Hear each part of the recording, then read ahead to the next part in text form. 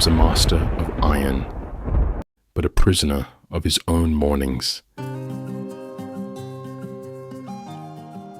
In a quiet mountain village where the morning mist danced through tall pine trees, lived a blacksmith named Sayan.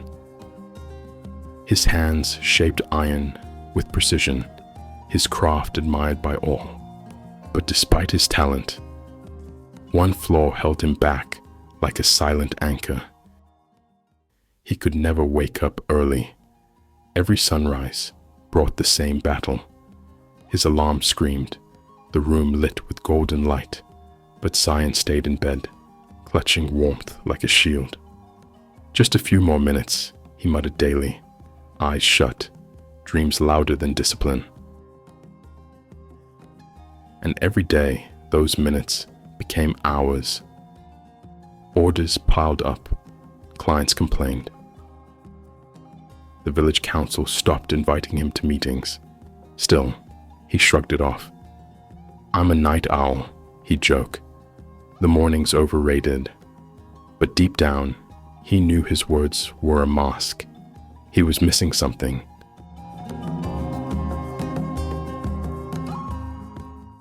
One morning, an opportunity came, one that would test his choices and force him to face the cost of every snooze.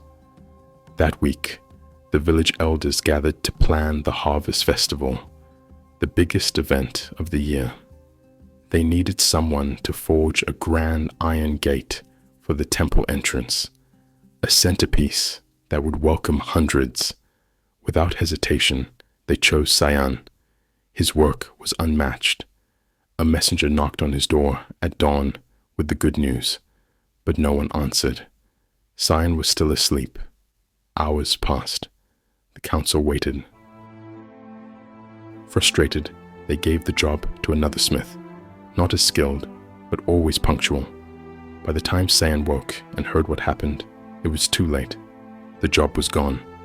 He stared at his cold, quiet forge, heart heavy. For the first time, it hurt. Not just missing a job, but missing a chance to prove himself.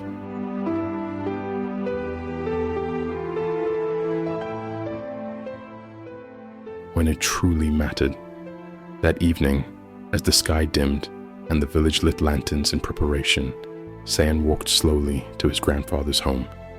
The old man, once a blacksmith too, greeted him with knowing eyes. "Grandfather," Sayan said quietly, "I think my laziness finally cost me something real." His grandfather listened, silent at first. Then, with a faint smile, he said, "Let me tell you a story, Sayan. One I learned when I was your age." He leaned back and began. "Long ago, in a valley not far from here, lived two farmers, Ravi and Amar. Same land, same tools, same weather. But one difference. Ravi woke before the sun. Amar didn't. Ravi watered his crops while the air was still cool. By noon, he was done and resting with his family. He planned ahead, worked with focus, and was rarely rushed. Amar, though, slept late, always behind. He worked under the hot sun, forgot things, and made mistakes. He'd complain that life was unfair, but truth was, he was just late to it. Sayan sat still, letting the words sink in. "Then came the storm," his grandfather said. Ravi had harvested early. Amar, he lost half his field. He looked Sayan in the eye. Waking early isn't just a habit. It's a way of showing up for your life before it starts leaving you behind.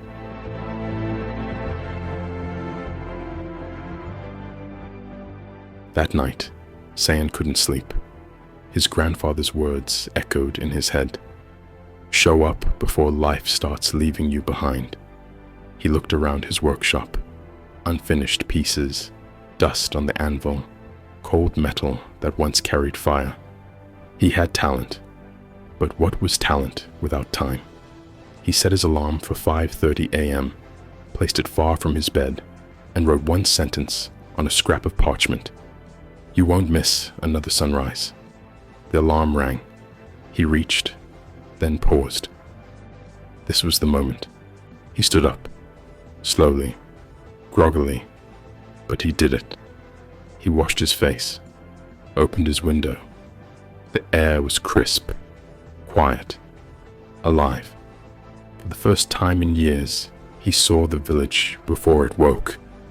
Over the next weeks, he built a new rhythm, slept early, no distractions, no excuses. He kept a journal, tracked his progress, failed sometimes, but always returned. Morning by morning, his mind grew sharper, his body lighter, his forge hotter. And just like that, discipline replaced delay. Months passed. By the time the next harvest festival arrived, Sayan was no longer just a talented blacksmith. He was a new man. Word had spread through the village. Science changed. He's sharper, faster, different. This time, the council didn't hesitate.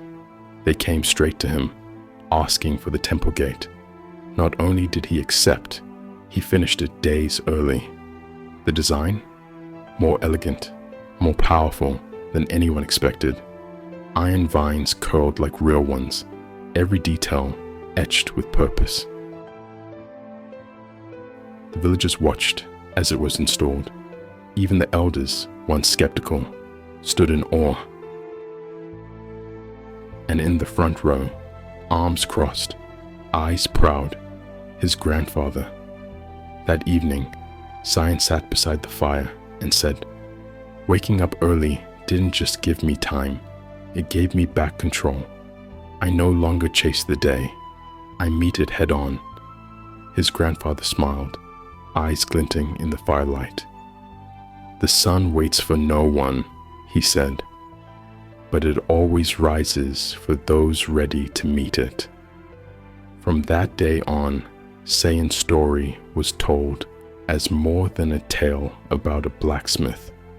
It was a lesson on how one habit can change everything